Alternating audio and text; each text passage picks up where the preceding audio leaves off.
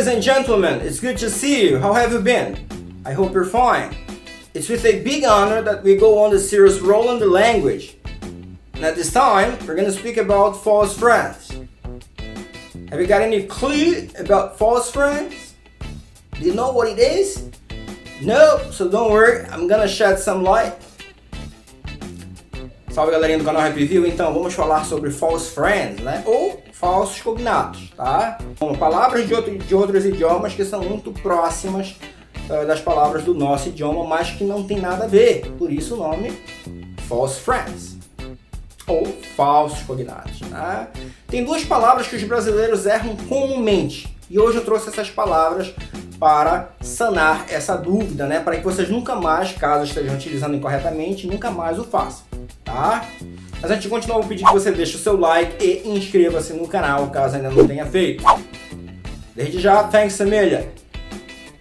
As palavras, galera, são pretend e intend.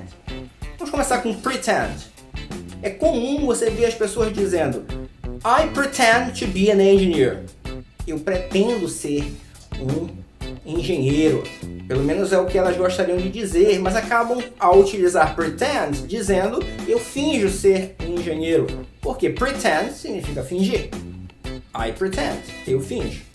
Nesse caso, deve-se utilizar a palavra intend, que é pretender, né? Então, I intend to be an engineer. Eu pretendo ser um engenheiro. Tá certo? Vou dar um outro exemplo utilizando pretend da maneira correta. John pretends to be rich. O John finge ser rico, né? Ele engana as pessoas com esse papo. O próximo exemplo, né? Utilizando agora o intend, eu vou usar mim.